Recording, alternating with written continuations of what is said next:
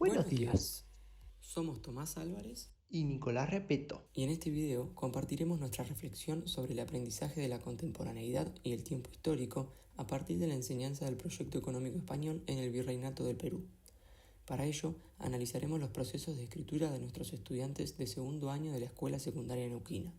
Pero antes de comenzar con nuestro análisis, queremos contextualizar una serie de cuestiones. En primer lugar, nuestras prácticas docentes de 2024 estuvieron situadas en un segundo año del Centro Provincial de Enseñanza Media número 46, en la ciudad de Neuquén.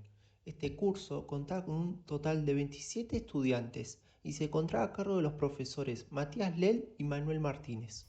El tema que nos tocó trabajar partía de la unidad 3 planificada por los profesores coformadores que se titulaba Colonización de América. Nosotros decidimos abordarlo desde una perspectiva socioeconómica. Por lo tanto, nuestra unidad se llamó La Organización Social y Económica de la Región Potosina desde fines del siglo XVI hasta mediados del siglo XVII y su rol dentro de las relaciones comerciales del Imperio Español. De esta forma, nuestra intención fue que los estudiantes pudieran identificar los efectos económicos, sociales y culturales del extractivismo durante los siglos XVI y XVII en el Virreinato del Perú, para comprender las situaciones de explotación laboral de los pueblos indígenas y de los esclavos de origen africano. Asimismo, queríamos que pudiesen analizar el sistema comercial globalizado constituido entre los siglos XVI y XVII para comprender la transferencia desigual de los recursos hacia Europa y Asia. Dentro de este marco recorrimos nuestras prácticas docentes, completando un total de 7 clases en el transcurso de un mes.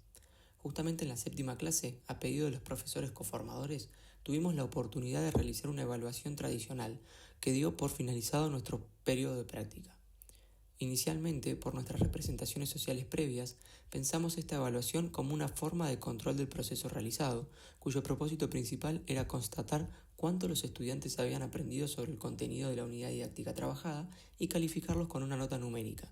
No obstante, al momento de pensar las consignas y una vez que leímos las respuestas, advertimos que esta instancia es mucho más que un mecanismo para otorgar una calificación.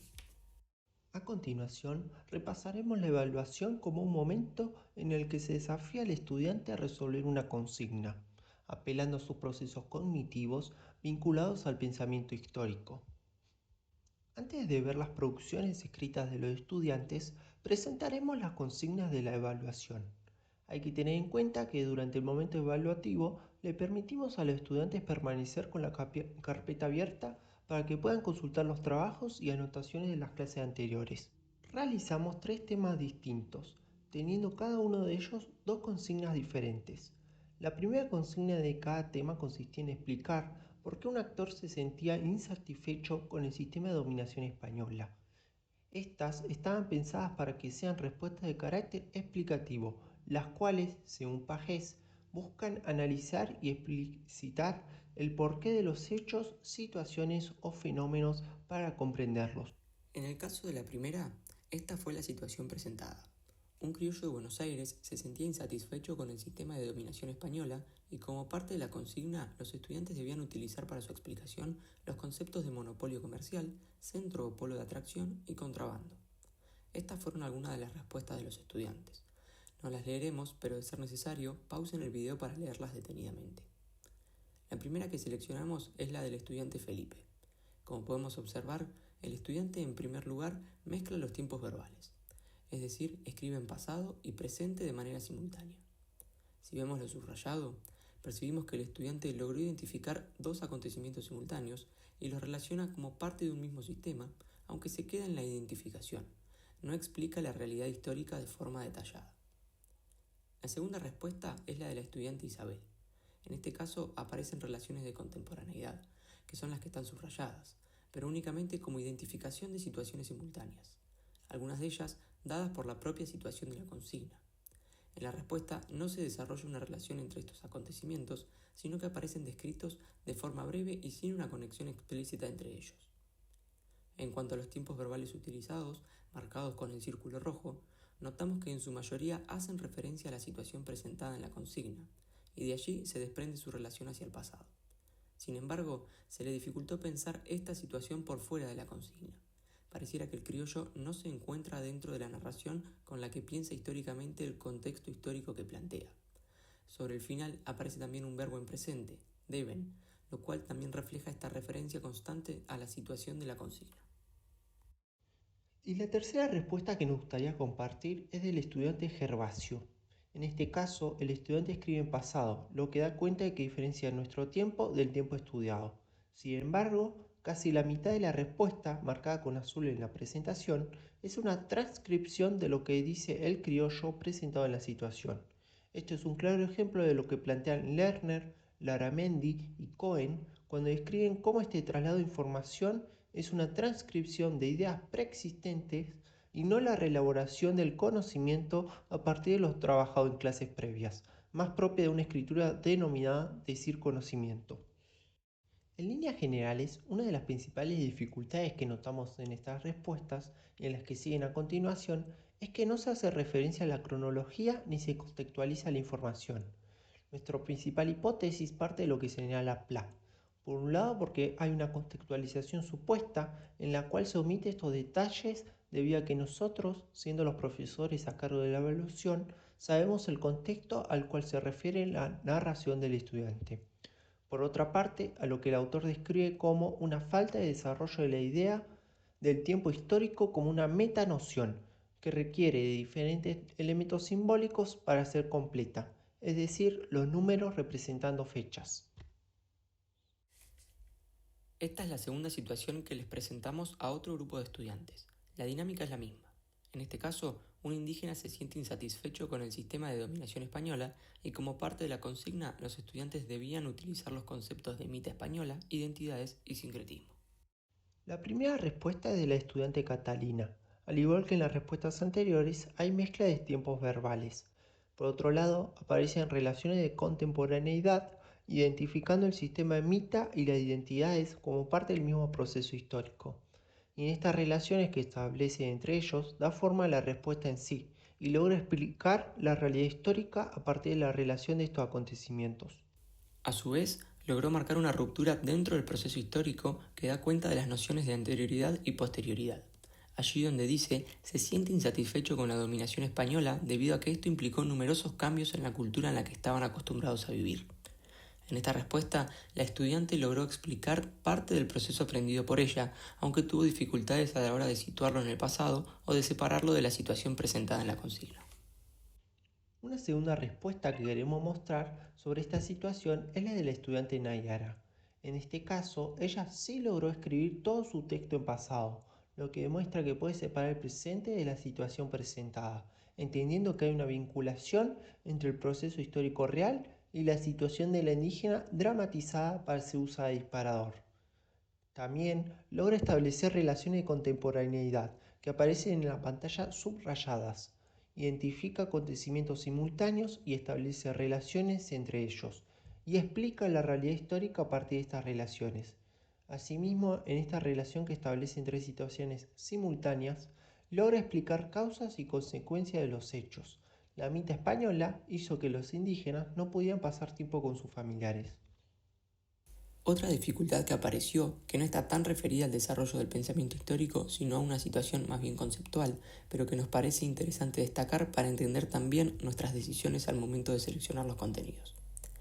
En ambas respuestas, y en la de otros estudiantes que no mostramos en este análisis, detectamos que el uso del concepto de sincretismo, marcado con verde, fue incluido en la respuesta por el requerimiento de incluir lo que pusimos en la consigna, pero su inclusión no da cuenta de que haya sido aprendido. En el caso de Catalina, a la izquierda de la pantalla, fue incluido en el medio de la explicación sobre la pérdida de identidades, lo cual es correcto, pero no da cuenta de la comprensión de que sincretismo es el proceso de fusión de culturas que se da entre los indígenas y los españoles. Y en el caso de Nayara, a la derecha de la pantalla, el concepto fue definido correctamente, pero no fue incluido como parte de la explicación que da en la respuesta. Esta situación nos da indicios de que el concepto no pudo ser incluido dentro del proceso de aprendizaje de los estudiantes como parte de una sucesión causal de acontecimientos dentro de la realidad histórica estudiada. Por último, en la tercera situación presentada, el personaje es Nala, una esclava negra. En este caso solo destacaremos la respuesta de la estudiante Martina, ya que dice lo siguiente. Nala se está quejando o está protestando porque le hicieron hacer un viaje obligado teniendo que dejar su país. Marcamos su país porque es un uso de un cuasi personaje, pero de manera anacrónica, ya que no es posible hablar de países africanos en esa época. En cuanto a la segunda consigna, cada tema tenía una diferente. Nos enfocaremos en el segundo y tercer caso, ya que las respuestas nos aportan cosas diferentes a las ya analizadas. Denominamos segundo caso al segundo tema posible en las evaluaciones. La idea era que debían responder como si le explicaran a un familiar qué era lo que sucedía con las regiones del Virreinato del Perú, teniendo en cuenta el monopolio comercial y que Potosí era el polo o centro de atracción. En este caso, seleccionamos una respuesta en la que aparece un elemento del tiempo histórico que hasta el momento no había aparecido en las respuestas ya analizadas. Primero que nada, nuestro estudiante habla de ese momento como un momento diferente al actual. Y esto es complementado con no existían aviones. Aquí podemos ver que Christian hace mención a un elemento del presente diferenciando el tiempo que él habita del tiempo pasado. Por último, en cuanto a la consigna señalada para el tercer tema, se trata de responder ¿por qué España había decidido controlar algunos puertos y no otros? Esto lo debían responder los estudiantes, atendiendo a la cuestión del monopolio comercial y la ruta que éste establecía. Esta es la respuesta de la estudiante Nicole, que da cuenta de dos cuestiones distintas. En el segundo párrafo marcado con naranja, identifica y narra cómo era el recorrido del viaje en donde se trasladaban los metales preciosos, desde América hacia Europa. Sin embargo, no establece relaciones causales acerca de por qué la elección de esa ruta y el paso por estos puertos. Eso lo podemos relacionar con la descripción, una de las habilidades cognitivo-lingüísticas que menciona Pagés. Por otra parte, también la estudiante construye una narración con relaciones causales, que la marcamos con violeta. Pero falsea con el tiempo histórico, señala la legalidad del puerto de Lima como una causa de su elección como salida para los viajes, cuando en realidad era una consecuencia de las rutas establecidas por el Imperio Español. Otra de las respuestas seleccionadas, la de María de los Mercedes, la situación es similar. Pone el contrabando en Buenos Aires como una causa del monopolio y no como una consecuencia de este. En los dos casos sucede una falsa narración histórica, como lo detalla Pla de la siguiente forma. Cuando un estudiante ordena narrativamente acontecimientos en una adecuada estructura lingüística, no implica necesariamente que esté pensando históricamente, pues todos los acontecimientos, personajes, cuasi personajes y sus ordenamientos pueden ser falsos. A modo de cierre, no es fácil quedarnos con pocas reflexiones sobre nuestras prácticas docentes. En el caso de Nico y en el mío, fue nuestra primera experiencia dentro de un aula como profesores, por lo que todo lo realizado podría haber sido analizado durante esta ponencia. Decidimos quedarnos con el análisis de la respuesta de los estudiantes, ya que fue uno de los momentos que más nos tensionó durante la práctica. Nos interesó ver si habíamos logrado que los estudiantes piensen históricamente sobre el proceso estudiado. Y si bien el pensar históricamente es algo muy amplio y que se desarrolla con la práctica continua del pensamiento histórico, logramos encontrar algunos indicios de que nuestros estudiantes pudieron hacer ese proceso. En relación con las habilidades cognitivas, observamos que hubieron respuestas que incluyeron indicios de relaciones causales, pudiendo crear vínculos a partir de los contenidos que habíamos trabajado. Sin embargo, también se observó un uso continuo de la descripción como habilidad cognitiva, muchas veces acompañada de una transcripción. Esto nos lleva a preguntarnos si el formato de evaluación a carpeta abierta pudo haber fomentado esta tendencia al priorizar la reproducción sobre la elaboración crítica o relacional. Por otro lado, en términos de contemporaneidad, destacamos que los estudiantes lograron identificar relaciones sincrónicas, aunque muchas veces se limitaron a esta identificación, sin profundizar en los hechos para explicar la realidad histórica a partir de ellos.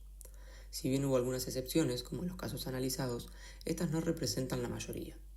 Esto nos lleva a cuestionarnos si orientar el aprendizaje desde lo micro hacia lo macro, tal como lo hicimos durante el mes que trabajamos en la escuela, es la estrategia más adecuada para abordar el orden colonial en América Latina de manera sincrónica.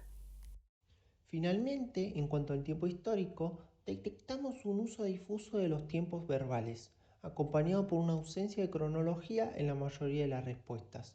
Como ya hemos mencionado, nosotros sostenemos la hipótesis de que existía una predominancia de una contextualización supuesta y la idea de que no es necesario colocar esos elementos simbólicos en una narración histórica.